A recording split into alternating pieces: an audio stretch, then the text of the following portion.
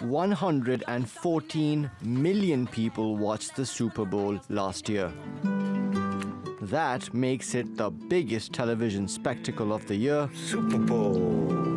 With an audience 3 times bigger than the next most watched event, the Oscars. I wish I were human. Whoa! Look at me! So it's no surprise that brands blow the bank on ads during the broadcast.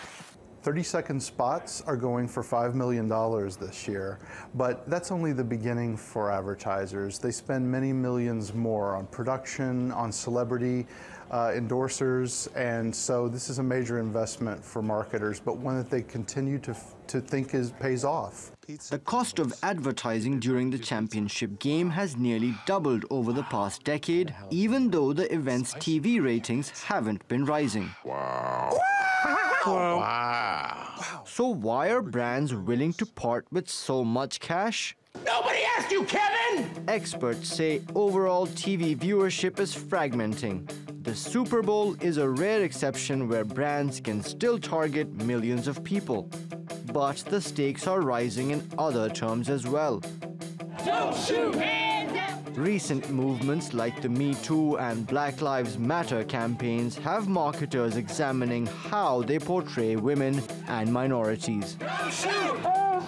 I think you're going to see advertisers be very careful about how they depict women. They've been doing that in recent years anyway because of the backlash against advertisers like Carl's Jr. and GoDaddy, which have had very sort of sexually charged ads in the past. NBC has broadcast rights for this year's event as well as the Winter Olympics.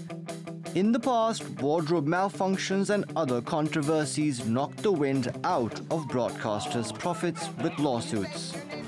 Show off! If NBC can avoid such fiascos this year, it could rake in more than $1 billion from these broadcasts, enough to ensure that the Super Bowl retains the crown of TV's most sought-after ad spots.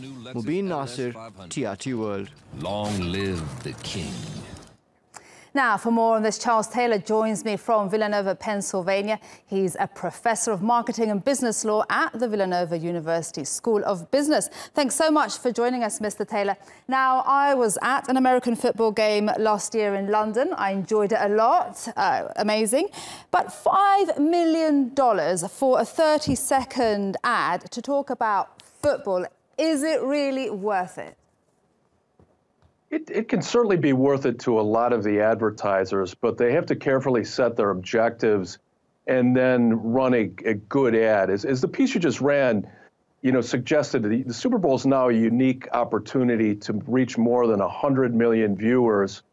And it's also a general audience. 49% of the viewers are female.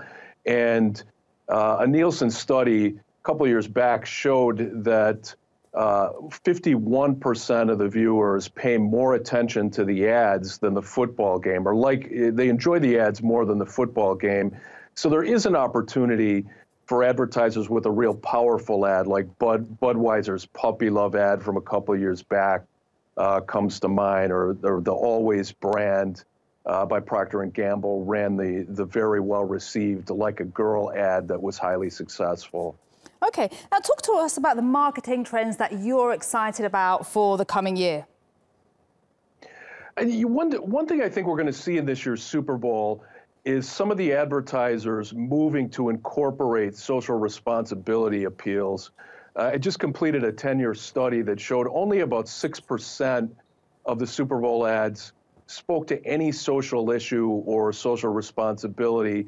But now this year we're seeing Budweiser coming out with an ad spotlighting their hurricane relief efforts, Stella Artois, the beer, noting that they're going to donate money to Water.organization, a group that gives water to people in areas that don't have potable water.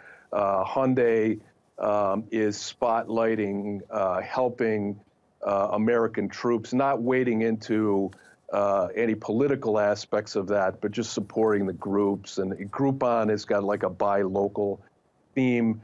So a little bit of a movement towards these socially responsible yet uncontroversial issues that I think especially resonate with millennials. Okay, but what happens when they are controversial? Because that's what we've seen happening in recent events like the Grammys have been quite politicized. I mean, what are the risks and the rewards for brands when they do take a partisan stand? I think it's generally a mistake, and they should look with social issues for common ground. In a lot of issues there really is common ground, like with water, with what water.org is doing and donating water to people, or hurricane relief. But we need to look no farther than the NFL, whose ratings are down 20% over the last year, and they're now in a situation where they've banned a program ad at the game itself that's just encouraging people to stand for the national anthem. They've really managed to alienate a lot of different people by initially allowing some of the players to kneel and then trying to pull back on that. Okay. And it's really just better for these big brands to stay away from that. Okay. Mr. Taylor, thanks so much for that. That was Charles Taylor, a professor of marketing and business law at Villanova University.